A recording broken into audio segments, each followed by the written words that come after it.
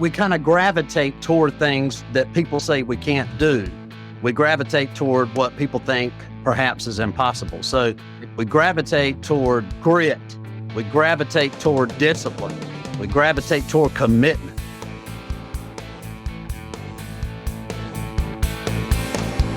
Hello and welcome to the Winners Find a Way show. I am your host, Trent Clark, longtime entrepreneur, international speaker. Most people know me because I spent 12, 13 years plus in pro baseball, coaching in 3 World Series. And today I've got special guest, Clay Worrell. Clay, how you doing, buddy? I'm doing great. 3 World Series. Isn't that crazy? It's crazy. It is crazy. All before I was 33 years old. So pretty mad. But tell me, Clay, actually, before we get into this, Clay, we're going to tackle some tough stuff today with Clay Worrell. Clay is a guy who has been on the top. He has been on the very bottom. He knows exactly what that rocky bottom looks like. He has fallen to the depths and come back to tell the story and come back to help thousands of people take on these things in their lives that we're ignoring sometimes, Clay. We're not doing a very good job of being present and thoughtful to some of the damage and issues and challenges we're facing. And as high achievers, we want to talk about the dangers. And there's these little things that people overlook. And man, it's so prevalent in our society. It's so prevalent in our everyday things. But we're going to dive deep into alcohol. And Clay has run 2 major programs with a program called Epic, which is incredible, 91 days. And then I Have Victory Now. And that's his most recent program he's developed. And we're super excited. Clay, first, before we get into you a little bit, my North Carolina man, so let's talk a little bit about where they can find you. Tell the audience that. You can find me at ihavevictorynow.com. And you can Google, of course, Clay Worrell. They've got me tagged under Dr. Clay Worrell too, but I go by Clay. I'm not really big on the paper. It's just Clay Worrell. Clay Worrell. That's awesome. Yeah, and I'm saying Worrell, so you got to correct me when I'm No, that's Worrell. Great. Worrell. No. One syllable, man. That's impressive. No, man. Look, one syllable in Worrell. You're doing it good. You're doing it. I mean, you're actually doing it right. It's just this old Southern thing, you know. Growing up Tobacco Row, man, North Carolina, you're coming into this world and, like most of us entrepreneurs and 1%ers, you're a driver, man. Like you want to be the best at everything you do. You want to win. You want to have all those things. But there's a constant in your life as a kid that grows up of alcohol that just is around you, your parent, walk me through that a little bit about where everything gets started. Yeah. Well, I mean, as a kid, the tobacco fields at the age of 9, but from a childhood perspective, I knew that my grandfather was highly respected, very, very accomplished, and I mean, really, really a 1%er. And I knew that he had died the same year I was born from alcohol, cirrhosis of the liver. I knew at a young age that my mom's family from Virginia, Roanoke area, they were a little bit scattered and divided I could tell from a very early age, but I also knew from very, very early on in childhood that my dad drank, and he drank every day. Now, mind you, he went to work every day, but he drank every day. And then I would see my mom drink a little bit on the weekends. And from early on, I mean, I'm talking the age 4, 5, 6, 7 years old, I knew that, and they would drink every night. He would get mouthy and a little different, but when mom drank and he drank, I knew it was on, so fights and arguments. And, that just went right on through childhood, man. I mean, as a young man, a young boy, I was the MVP on the football and the baseball. I love throwing that ball. I'm a southpaw. And, just really, really, I love baseball a lot. My dad coached 1 year, and my dad did the best that he could for where he was at that point in his life. And I think it's important to realize that about all people. People do some pretty bad things when they have chemicals in their system. and we're all merely a product of our best thinking to date. And our best thinking will drive our doing. So at a young age, my dad did the best he could. I think they were kind of kids raising kids, you know what I mean? And that was kind of the thing back there in the Vietnam day. You know, they getting out of Vietnam. My mom was 18, dad was 21, I think, when they got married and pregnant, you know, at 18. So growing up, made A's for the most part, pretty daggone smart on all these little fancy tests, and awarded athlete. Well, my parents busted up when I was 15, and the primary driver there was alcohol. And I'm not going to get into the other details, but my brother went with my dad and I went with my mom. And from there, I got in trouble with the law. I started drinking on the weekends, and my mom didn't really say anything because she was out drinking herself on the weekends. And it just took a bad road there for about 4 years. And then I said, well, a teacher in high school, I told her I wanted to be rich. She said, read How to Win Friends, Influence People. So I did. So I jumped into real estate. By the time I was 19, I'd bought 3 houses, had a Mercedes and BMW, and cocaine slipped into the picture on the weekend. So a little bit of cocaine on the weekends. I'm 19. You know, I've got these things that I never dreamed. Well, I'm not going to say I didn't dream I'd ever have them, but either way, I had some pretty cool stuff. But I was drinking liquor, Crown and 7 every night. And from there, I kept getting offers from corporate side of housing. And, you know, I jumped into that. So when I jumped into the corporate side, man, the work was hard, but you know, the word was work hard, play hard. And by the time I was 25, I was the youngest general manager ever promoted with a 68-year-old Fortune 100 company. I took a store that was ranked 4th from the bottom out of 378. We finished number 2 in the nation after 18 months. I was in all the newspapers and voted manager of the year out of 378 managers nationwide at the age of 26. So then I started. Real quick, I want to jump that because that's a big deal. Like 24, 25 years old, you're on your way. I mean, they see you as a production and the IQ is off the chart. You're testing like crazy. So you've got the intellect. No one in their intellectual right mind at 17-year-olds just, hey, what do you want to be? Well, I'm hoping to be a cokehead someday. Like no one thinks that, right? That's not the dream. It's not what people are going for. But now you're with some other big ballers and they got stuff. And then all of a sudden the drinks flow. And then the decisions at 10, 11 o'clock at night are like, let's do a little blow. And all of a sudden it's, oh man, maybe this is a good idea. Like other people are doing it and they're still successful. So we're reasoning that in our mind, which we know, like in all our good intellect of 10 a.m. in the morning, we know this is probably not going to go well, right? But at 10 p.m. at night, it's a different decision under the influence. Is that fair? Trent, you nailed it, brother. I mean, like you and other high achieving elite minded men, we all share some common denominators. Number one, we all have fear, and I'm not going to say any 4-letter words, but it daggone sure doesn't stop us. I mean, we kind of gravitate toward things that people say we can't do. We gravitate toward what people think perhaps is impossible. So we gravitate toward grit. We gravitate toward discipline. We gravitate toward commitment. We gravitate toward excellence. We gravitate toward, integrity, honor, trustworthiness. We gravitate toward transparency, specific, clear, concise communication. We gravitate toward measuring things. We know we have to measure to win. That mind, even though most of us have that charismatic side, I do. I'm that jovial, even though I do feel out of place sometimes, I can get along and talk with anyone.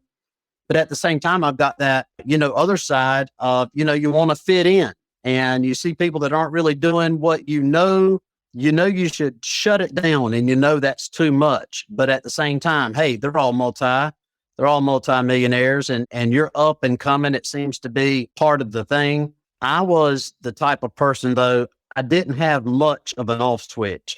That's one of the things that probably gets into, hey, let's talk a little bit about the achievers, right? The achievers go in, and part of the confidence in facing fear is that fear has been around forever, and in facing it in the past, had some success doing that. I had success getting the best of fear, facing that head on and finding a way to win. And that gives me confidence to do it again, to do it again, to do it again. And this is where achievers really probably separate themselves from a lot of folks, is that they're willing to take calculated risk and make it work. And one of the challenges I think in this is, and I've seen this a lot when it comes to alcohol and drug related, on achievement, it's always what's next. Hey, Yep. you're the all state. Great. What's next? College. Great. Go to college. Be the baller. Great. All conference. Great. Get drafted. Yeah. Right. What's next? Be all league at the next level. Like get a multi-level year contract. Win a world championship. What happens when there's no more what next? What happens when you take a look around and you're surrounded by everything you ever wanted and you're just unhappy as trash? That part. Well, and that a great deal. You and I talked about it in the green room there, why I went from creating maybe 6 years ago, released it 5 years ago, a 91-day program for hurts, habits, and hangups. Number one, it's a broad program for your overall type well-being, and it covers a multitude of issues, and it's more based upon biblical or spiritual type precepts, which, by the way, so is psychology. And so is all other stuff. And I mean, yeah. I mean, they just rename it, man. Yeah. So I knew coming with this program, I would be addressing the exact man that I was and that I am. And I knew that it could be done in a 49-day period. I knew it wouldn't take more than 15 minutes a day with a little bit of coaching, the right information utilized and applied, we can get it done. And when you look at the area that you're talking about in that man's mind, that elite-minded, high-achieving man, that alcohol is so gradual. Everybody starts drinking. When you start, it took how many? 2, 3, 4, right? And 5 years or less, it took what? 6, 7, 8, 10? And then inside of it's expensive too, right? Like, yeah. And what does the end of that look like? Well, I mean, the end of that looked like for me, an 8-ball that started the night. I mean, don't insult me with anything less, but about an 8-ball of powder, and let's go. And 20, 30, 40 drinks later, the next day later, what I call this area is the giant killer. In the book I wrote, Facing Down My Giants, the giant killer refers to, it's in the first chapter, of an elite-minded, high-achieving man. We are encapsulated. The people that are around us are almost afraid to address and talk to us. The ones that have seen us rise, our counterparts, the ones that we're working around, nobody's really getting in your grill about any of that stuff. The ones that are up the food chain, hey, as long as you're producing, man. I mean, as long as you're look, he's bringing me the numbers. I don't care what his afternoons and his weekends look like. Yeah. What ends up happening is we create this false reality. We live in somewhat of a delusion that the rules that apply to other people just don't apply to us. When it comes to addiction, alcoholism, and all of its effects, it just doesn't apply to me. And I'll figure it out. You can't tell me that I can't do something, because I'm going to figure out how to do it successfully. Yeah.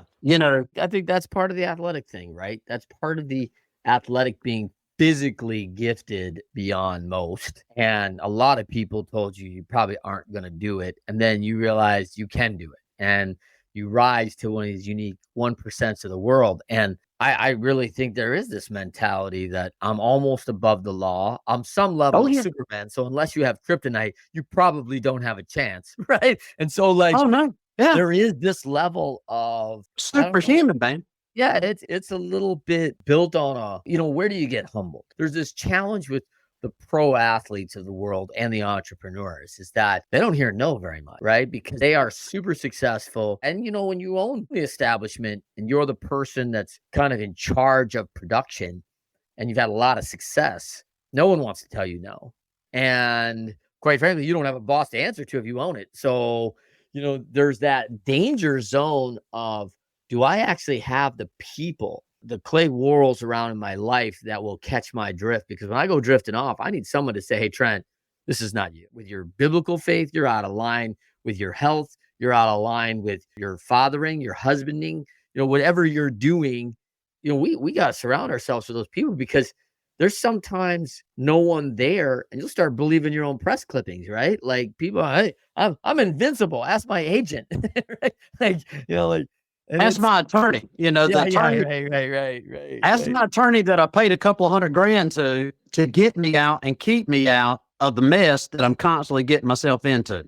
That part. Yeah, that's you think about some of that money, right? That's been Oh, used. I know. It's big. Oh, Yeah, it's big. yeah, And look, I mean, not only is it the money, it's the boxes of Cuban cigars you buy them. oh yeah, It's the passes. It's this. It's that. You bring them in your latest little rendezvous with whatever it is you got yourself into, and they look at you and they go, "Man, this one's going to cost you." And what do? You stroke them a check. You don't ever tell your wife. Stroke them a check, man, and I mean it disappears. You know it, and I know it. There are two sets of rule books. I mean, we're all aware of that. I mean, yeah, unless you get caught dead up in the middle of, and with a lot of pictures and fingerprints and DNA, there's not anything you can get out of with $1. The problem is when your wife's had enough, when your body's had enough. And the problem with alcohol is you may get by with it 364 and a half days out of the year. It's that freaking half a day. That's the problem. You may get by with it for 10 years. And in yeah. 10 years, it's that one day that nails you and costs you everything. Unlock the full potential with your business with Leadershipity. Our proven strategies have fueled growth for countless organizations. Ready to elevate your leadership and scale your success? Book your free 15-minute consultation now. Click the link in the show notes below and let's make your business soar. When we talk about the pain exchange, right? The pain of discipline or the pain of regret, you choose which one you want, right? The high achievers know the value of discipline. They've reaped the reward of that in a lot of instances, right? But this thing creeps in like an alcohol. And man, when I talk to some folks, our age in our 50s, these days of regret are significant. They're bigger than life because they've changed families, they've changed anything. And when I look back on most people's big regret, alcohol was involved. Like Every time. you take away the alcohol, like, hey, would you have got this idea in your mind if you weren't under that influence? Would you have got in the car? Would you have done well, I would have got in the car, but it wouldn't have been a factor if I wasn't, almost a 0.2 blood alcohol level, not really on my, best facilities there to navigate the lights and everything else. And the regret is so deep. Look, I mean, like you and I didn't talk about this in the green room, or maybe we did, but I have a 21-year-old daughter from my first marriage who hadn't spoke to me in 8 years. Straight A, going to private college, won the state spelling bee 2 years in a row, going for a pharmacy, get a pharmaceutical license or a pharmacy license. She is absolute a model. She is brilliant. She is beautiful, but her dad was not there. And she knows the reason her and her mom broke up was because dad had a drinking problem. And I'll never forget her mom looked at me. We were living in Columbia, South Carolina at the time. And this time I was trying to, figure out this drinking thing a little bit. I said, well, I'm just going to have 2 drinks a night. So what I do, I just went out and bought 2 bigger cups. I mean, still killing a fifth. I mean, that's the kind of rationale, you start having. And one night she looked at me holding that Crown bottle, she said, it's the bottle or me. And I said, well, pack it up. Well, nothing happened. But I can tell you this, if you're on the other end of the line right now listening to me and you're a man, that woman, when she's fed up long before you'll ever know it. She has packed up, she's checked out, she's done long before you ever have a clue. If you're on the other end, this mic, and you suspect at all, you have a drink issue and your wife feels that way or whatever, you need to talk to me. I mean, my wife, Felicia, is skilled. She's actually better than I am when it comes to counseling. She's worked with so many women. I mean, I've got psychologists, I've got counselors that send me clients from about a 50-mile radius, and especially people dealing with alcohol. And Felicia's able to work with the women with resentment, unforgiveness, anger, and she's able to get these ladies to a place where the women will give the men a clean slate, talk to the man in a positive and encouraging manner, not talk to him like the old man, the old guy he was out drinking and raising hell and lying. And the man that I'm working with. I mean, I've worked with athletes, attorneys, doctors. I mean, it's across the board, man, because I've been there and people, I can relate to them and I know how they think. I know what they're going through.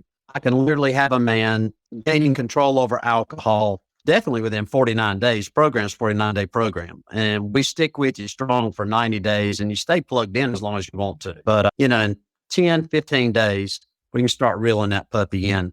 It's not that difficult once you understand, especially on a neurological level, when you're looking at norepinephrine, noradrenaline, cortisol, serotonin, and the dopamine reward and reinforcement systems. When you understand your mind, you can have your mind work for you instead of against you in these situations. That's a big game changer.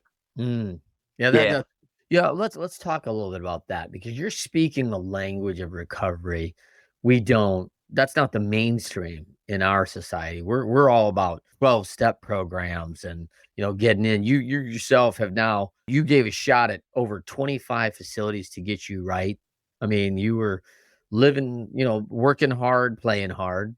I mean, culminating into a dark day for you in 2001. Let's walk through that for a second before we get into the treatment of all this. Let's walk in. You're a successful guy, by all means, on the outside looking in, right? You're a corporate guy doing all the things and all the accolades during the week, and on the weekend, you're a Harley Davidson biker partying. How hard can we go? And then get back to do it on Monday. But this all turns bad in 2001. Alcohol charge, because self-admitted, alcohol gives you the beer muscle. You're a stronger guy with alcohol and can get you in trouble, and not afraid to back down from any kind of challenge. Yeah. Alcohol is the only known chemical that a human can ingest that actually causes aggression. I mean, it causes, and even when the studied are told you're being aggressive, they get more aggressive. Yeah. Alcohol is I had just bought a franchise to a business. I was living in Columbia. I bought a franchise to a manufactured housing business in Greenville, North Carolina. We decided to come back toward our home place. So I had my drinking binge. I went to a 30-day inpatient, got out, stayed sober for, I don't know, maybe a couple of weeks. On this day, I decided to go golfing and decided to have some drinks. And for me, that meant, the best I can figure, 6, 7, or 8 liquor drinks, probably 3 or 4 doubles is what it was. And, 4 or 5 beers. And coming back home, we just bought my wife a new utility. It was that new Nissan, and I can't remember the name of it. It was the newest and the latest and the greatest. And these 3 people dribbling a basketball down the middle of the road, causing the traffic back up. I rolled my window down. There's like 4 or 5 cars in front of me. This is a 2-lane road. I told them to get the GDF and all this other stuff out of the road. I didn't really think about it. I mean, I'm hearing a traffic backup. I can't go anywhere, and it's a 2-lane. They pick up asphalt, broken off asphalt on the side of the road, throw it through the windows of the vehicle. Man, cut me up. I mean, messed up a brand new truck. And I go home and get my truck, which is like maybe 2 miles away, get my 9mm, and I go looking for them. And to make a long story short, I ended up shot in the head myself. Bullet went in here in this dimple and out over here, out the side of my head with a 9mm, and ended up in the hospital for 30 some days. 11 total operations. Titanium, titanium in the top here, titanium throughout there. And I got to go to heaven, which was a good thing. I'd never been a big believer at the time, but I did get a trip to heaven. That's painted and hangs in my bedroom. But, from that time, I turned to the bottle. And, I turned to the bottle and opiates, which I was getting a lot of. I stayed in the hospital a little over 30 days. And when I got home, after a month and a half, something like that, I got a wild hair and decided I was going to drive. And man, I hit an embankment, one of those deep, deep embankments that are concrete on the side where the state has gone in and dug out for electric or water or something like that. So I hit this thing, they say at around 65. Man, I bend the entire frame of the truck like a banana, throws me out the back of the glass, no seatbelt. So I break 9 ribs and break my leg in 2 places on this one. So I ended up with 2 rods in my leg, broke ribs, cracked elbow, and my head's taped up from being shot in the head with a 9. And man, it was bad from there. 12 years of living with family and friends, halfway houses, cheap hotels. And when I say cheap hotels, I mean like $700 a month hotel. A month, 10 plus jails and 90 days prison, 25 plus detox units from West Palm Beach to Roanoke, Virginia, probably around 32 or 33 of 20 plus hospitals. I would drink to the point, generally I could just straight drink for about 12, 13 days. Then I'd have to go in the hospital, get shots with, Thorazine, whatever. And they put IVs in my arm. I would be so dehydrated. And then from there, ship me off to another detox unit. And, so detox units, hospitals, 3 psych wards. Tried to break out of the detox units. When I would try to break out of the detox units to go get more liquor, they put me on the psych ward side. So 25 plus detoxes, 20 plus hospitals, 3 psych wards, 4 inpatient programs over 12 years. And that's the kind of hold alcohol can have. That, and it was combined with, I just lost everything. All of my identity, all of my worth was wrapped up in what I'd accomplished in a business sense and wrapped up in stuff and status. Yeah. So going on that, I mean, people probably can't imagine, living 12 years like this, right? I mean, a year like this is, insurmountable, but 12 years going on this, so before we talk about, potential restitution for your daughter, let's talk a little bit about these facilities. I mean, we're finding out a lot more about how things really work. I look at Johns Hopkins that kind of states they're very research-driven hospital, right? Who sits there and says, hey, we used to do these trans surgeries for these kids. And when we did them under 18, we always went back and asked them after 4 years if they were happy with it. And when we saw that 83% wish they could reverse this, that this is irreversible, you made a decision at a young age, and now there's nothing we can do, we immediately stopped because the data shows this is not going to turn out great, right? Yeah. We have all this data that says it's not going to turn out great. It says it's not going to work. You and I talked a little bit offline, the fact that rehabilitation facilities currently are operating at a 4 to 7% success rate. I mean, that's correct. Is a lot of money being put into really good causes, right? Let's stop these things. Let's get these people better. I think everybody has a real heart for that, to see that become a fruition. And you don't even have a 1 in 10 chance of coming out of that because the recidivism is so high that people are going to go back to it. What are we missing, Clay? Well, I knew the way once I finally broke the cycle. Yeah. And I was asking a lot of people that I'd see in these facilities, attorneys, doctors. I mean, some of the most intelligent people you ever met in your life. I would ask them, how much sobriety have you ever maintained? For how long? What happened? Yeah. Well, why'd you relapse? So I started putting together a lot of information over the years. Yes. Well, when I get out, I find an article, and you can look him up, psychiatrist Lance Dodds, Doddes. He is Harvard's addiction specialist. Now he's written he's written a lot of stuff, and he's been yelling it from the rooftops for a decade, and so have I. But I think people are finally starting to pay a little attention. Lance writes, Alcoholics Anonymous was proclaimed correct treatment for alcoholism 75 years ago, despite the absence of scientific evidence, and has been on the wrong path ever since. Today, almost every treatment center, physician, and court system in the country uses this model. Yet it has one of the worst success rates in all of medicine, hardly better than no treatment at all. But Lance Dodd also writes, 12-step programs, rehabs, and therapies in America not only help few, very few, but they can also be harmful for many. Now listen to what Harvard's Lance Dodds just said, and he's treated thousands. And by the way, I've met thousands, and I've treated and counseled now in the thousands. I'm telling you, the fact of the matter is you have a system of medicine that's set up for billing and coding disease.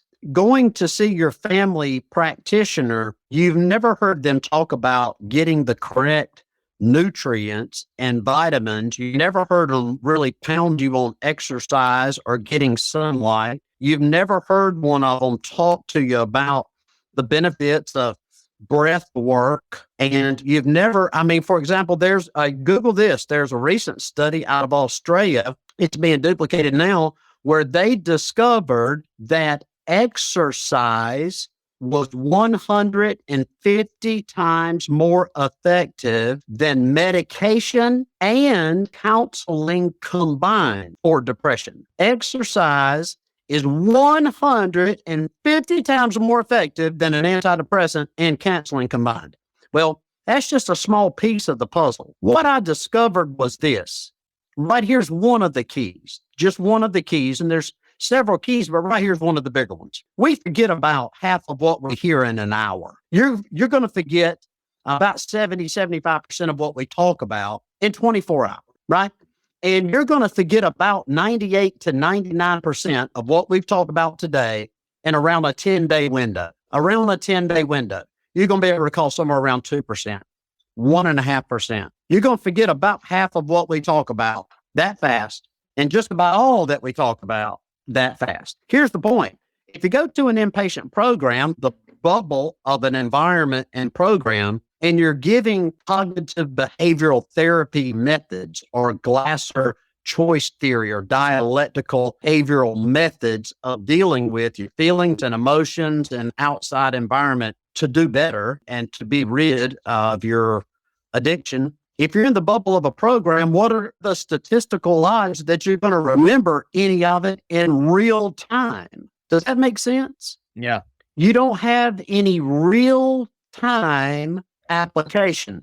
In addition to that, we're at the place in our society where if you pick your fork up too much and decide to eat the wrong types of foods and you decide not to exercise, we're going to we are going to tell you that you have a disease. You have a disease because you're obese. We're going to tell you because you're taking your hand and picking up a cup and drinking a liquid that you have a disease. One thing I'm 100% sure about, and I can't be 100% sure about there's very few things on this side of eternity I can be 100% sure of, but I'm 100% sure you don't have a disease. Yeah. You don't have a disease. You might have an eating problem. You might not understand how to eat correctly according to what your body needs, and you might be lazy and need to exercise like most of America. And you may need to learn some ways of dealing with stress, some ways of dealing with regret, some ways of dealing with childhood trauma, some ways of dealing in social environments. You also might need to learn the benefits of a good night's sleep, which 75% of America lacks. The benefits of being hydrated, which well over half of America is dehydrated, the benefits of D3 and other vitamins that over half of Americans are deficient of. So when you take an American who is working more statistically than the rest of the industrialized world, that's America, my friend. When you take America's good old work ethic, work theory, work philosophy, when you combine work, overwork with no sunlight, no exercise, dehydrated, poor communications, poor skills and abilities on understanding your feelings and emotions and working through them, processing them. Man, I mean, that's just and then on top of that, you got a medical system that says, you know what? He's got a disease. Well, now they can bill your doctor. Now they can bill the inpatient facilities. I mean, now you literally Google this, the $35 billion addiction treatment scandal in America. That article might have already been pulled down. Here's the point. People are catching on. And I'm 100% sure of this. There's not a man walking on the planet Earth that has an excessive drinking problem that if he wants to gain control over alcohol, that I can't show him the way. Bottom line, it's not impossible and it's not that hard. Yeah. It's interesting because I've been astounded by people who have beat it over a year, like yourself, right? And I'm like, man, after so long being into it, but you really kind of tipped me off to something that I've always known, which is the human body, right? And once you understand how the energy system works, how nutrition works, like, and you kind of talked about the norepinephrine, the epinephrine, mean, all these things that are going on in the body. Once you realize it, it's very manageable. And so Yep. why are we putting labels on this? I mean, we talk about probably, there's a lot of folks that I've talked to that will no longer give to a cancer awareness nonprofit because millions and billions of dollars have been into cancer research and we've made no headway. Right. And so the question is, where all the money gone? Right. Like as a very well-educated society have been able to fix many problems, it doesn't seem to be that the resources have been used very well. And they question that. So they don't want to ante that up anymore because they don't feel like it's gone to good use. And we're talking about prevention, you and I, because we believe in that, but that's not what the education says to do. It says treatment. So as we look at 40%, right? 40% of all the hospital beds in America have from one of 200 plus known diseases and illnesses that alcohol causes. Yep. Who would have known that? Think about that. 4 out of 10 hospital beds in the entire United States treat these 1 in 8. Think about that the next time you're in Target or the next time you're at a ball game. At least at a ball game, I guarantee at least 1 out of 8. But what does that mean to you and I in the world? Google this. Alcohol takes a minimum of 20 years off of a man and a woman's life. I'm telling you. Alcohol affects every single organ in the body. And it's kind of like you just nailed. Once you understand the norepinephrine, noradrenaline, serotonin, cortisol, and dopamine reward system, once you truly understand dopamine and you make an intentional decision to let go of this success, I got to have it, I'm going to lose 25 pounds attitude, and you develop a growth mindset that says, when I lose the 25 pounds, I'll lose it. But I'm going to do a little exercise and I'm going to start eating right. Yeah. In other words, make some decisions that'll change the rest of your life. Your purpose, your meaningful mission, your vision. I've never met a man with a very clear, specific purpose, a very powerful purpose backed with a big why or a big because. I've never met that man and he be depressed or addicted. Somewhere along the line, and I don't know what day it was, I don't know what week it was, I don't know what minute it was.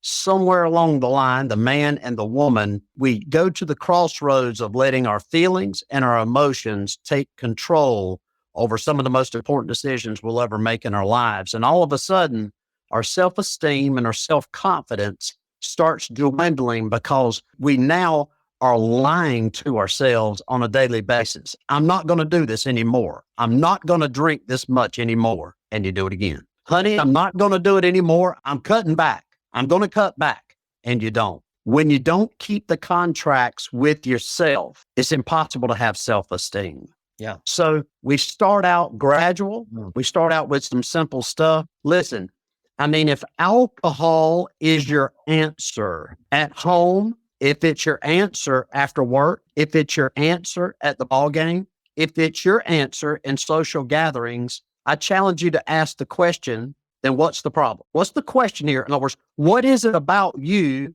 in those environments that you like you better under the influence of alcohol? Yeah. That part. And look, there are times, and you find it more often than not, that there's some trauma involved. And in week 2, we get really, really, really in depth with writing a letter from our 2-year from now self back to ourselves today, talking about the decisions that we're making. But we also go back and we take a look at childhood. We take a look at trauma. We take a look at some things that may have happened, especially any memory that's over 18 months old that still causes elevated blood pressure, feelings, emotions to get stirred up. That's a big indicator what the mind is telling you. Our mind and memory, our memory isn't there to remember good things.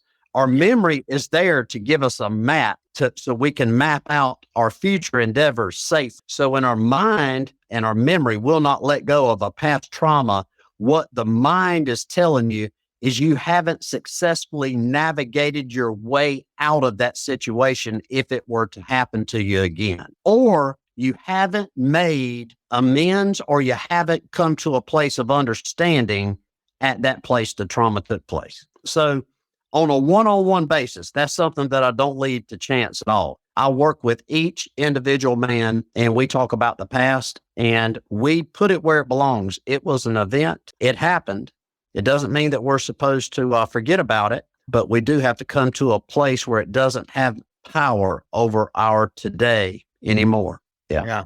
Well, powerful stuff, man. I mean, I hope that, what you're doing is creating so much value in the marketplace, Clay. And the reality is that as we navigate this thing, the physical is such an important thing to overcome first, right? That's so important. But, I think what you're doing with your program of driving into the emotional, the mental, the moral challenges of your past is such a big part of it too. It's one thing to get through the physical and get it out of your system. We can remove the chemicals out of your system, but there's that rear view mirror of carnage, and you talked about that in people's lives, addressing that. And I love that statement. When you don't keep your own promises to yourself, your self-esteem is out the window. And I think the guilt and shame cycle become pretty evident, obviously, looking back at that carnage, wishing, hey, we'd have done something different. We'd have lived a different way. We'd have made different choices, all those things. For people that are out there struggling today, Clay, what would you tell them today and recommend that the first thing they want to do something about this today? Where do they start? The first place to start would be to, if they're married, have a conversation with their spouse and be in agreement about it. The first thing to do is sit down a lot of times with a sheet of paper and just start out with a simple pros and cons. I mean, write down the things, the positive things that can happen in your life by letting that bottle go. Write down all the negative things that have happened because of that bottle. Get a real account of what's going on in your life. Take a really good look at your atmosphere. Take a look at what you're listening to, who you're hanging around. I mean, it's impossible for me to ever expect to have a positive life when I'm looking at negative stuff and hanging around negative people and negative things coming out of my mouth. So take a look at your atmosphere. But, last but not least, statistically speaking, and it's hard to get data on this, people actually breaking a habit that's kind of got ingrained into the mind as far as some tracks have been laid, some synapses have been laid. The plasticity of the brain is a beautiful thing, and we can literally go in there and start wiring some new stuff within minutes. The thing that I would say is, with a made-up mind, call me. With a made-up mind and committed, call me. I refuse to work with anybody who doesn't know. Like, for example, I've had many people call, well, Clay, I just don't know if I've got a drink. I don't know if I've got a problem. What do you think? Here's what I think. If you don't know, number one, if you're asking, you do. I've never met anybody who didn't have a drinking problem think that they might have a drinking problem. I mean, that's the craziest thing I've ever heard. Yeah. I do not have a drinking problem. I do not drink. It's a fact. I will never call you about this. I may call you about other things in my life, but not that. You're exactly right. It's not in question. But be prepared for this. And I mean, look at life kind of like through these lenses. I am at the place right now in my life, and so are you and everyone listening. It's my best thinking mentally, spiritually, physically, and relationally. It's my best thinking in all those areas that's got me to today. Yeah. And don't beat yourself up for what you did not know about yesterday. Yeah. Today is today. And the rest of your life, if you're meditating on, if a lot of your life is reflection on the past or worrying about the future, that's a great indicator to me. You've not got a clear, specific, meaningful mission, purpose, a vision for your life. I help people get that. It's crucial. But take a look at your life through this lens. I challenge you. If I were Trent's caregiver, if Clay was assigned to Trent and someone were to say, Clay, you've been assigned to Trent. Now, Trent has got to do everything he's got to eat everything you tell him to eat. He's got to exercise. He's got to do everything that you tell him to do. Watch what you say to watch, go where you tell him to go, wear what you say to wear. Clay, you're his complete and total caregiver. For Trent to have the best life, what would I prescribe to Trent? Here's my question. When's the last time you sat down on the side of your bed and prescribed that to yourself? When's the last time that you'd say you'd do anything for your children or wife, that you would die for them? How about live for them? How about really live for them? I mean, really live for them. Give them a legacy to remember you by. Give them something that says, my dad or my mom, they took care of themselves physically. They took care of themselves relationally, spiritually, mentally, physical relation. I know my mom and dad, I know they had a plan for their life. I know they had a purpose for their life. And I know that they did the best that they could do to fulfill it. I'm going to tell you, I've never seen a man do the push-ups and not eventually get the results. I don't know what day it is, and I have victory now. I don't know if it's day 2. I don't know if it's day 18. I don't know if it's day 48. But I'm telling you, I've never seen anyone fail. The bottom line is, more often than not, the fear and what you're afraid of, it's an illusion. With the right information and the right guidance, any and everything, the fastest way to do anything in this world is what? With a mentor who's already done it. Right. Not a book and not I'm talking about somebody that's going to walk with you one-on-one, right? That's the way to do it, brother. I mean, I just did an Appalachian. Me and a buddy did a little over 30 miles last year. This guy's got 800 plus miles. Yeah. He knows exactly. And and I had never been. Yep. But do you know, I wasn't afraid. Yeah. I mean, we were gone for 5 days, 25 to 35 pounds on your back out there in the middle of the Appalachian Trail, man. But I wasn't afraid because I knew that he knew what he was doing. That's right. The key to it is whatever goal it is you want to accomplish in your life. I mean, my God, if you want to be a millionaire, then study with somebody who knows finances. If you want to get in great physical shape, then go in there and talk to a good nutritionist and a good physical therapist or a good person there at the gym, a bodybuilder. If you want good, like if you want to break an addiction cycle in your life, talk to someone that's got experience, not just paper sense and passing a test sense, somebody with experience that's been there, done that, bought the t-shirt. I mean, hey, the number one credentialed mental health and addiction specialist in North Carolina that sits on Glasser's National Institute board, Jim Soder, he uses my material in small groups because it so closely aligns with Glasser's work. Here's what I'm trying to say. The truth is the truth is the truth. You can't untruth the truth, and it'll work for you every time. Don't confuse it. Don't get overwhelmed. Don't get frustrated. Don't get upset and afraid. Make the phone call. Get it done. That's what I'd suggest. We come back to the show, Winners Find a Way. Like we've asked this question a lot. Are you interested? Or are you committed? Then Clay hit that really well. When you're ready to go, you can't be interested. You got to be committed. I'm not interested in recovery. I'm committed to recovery. And you call someone who's done it before. One man can do, so can another. And I love this. I love it for Clay Worrell. Clay, so thankful you could jump with us today, man. Like, I always learn a ton, man. This is great. And I'd love to have you back. Clay, tell them real quick again where they can find you. Hey, I'd be honored to come back. And listen, the wife can join me next time. Her and I did a double interview.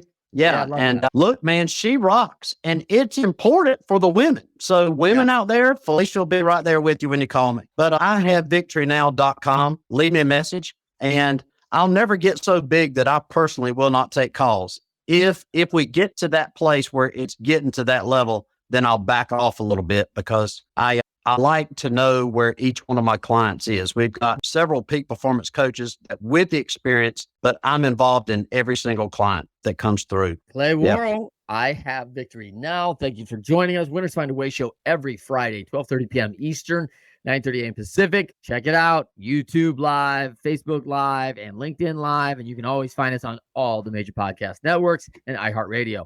We will see you next time on Winners Find a Way. Organizations come to me all the time with challenges of execution and communication with their teams. We help build a system through Bloom Growth and software that gives them simplification and prioritization. I teach, facilitate, and coach these organizations to literally double their value. If you're interested in gaining your individual and organizational growth, please email me at trent@leadershipity.com or click the link below and book a 15-minute call on my Calendly.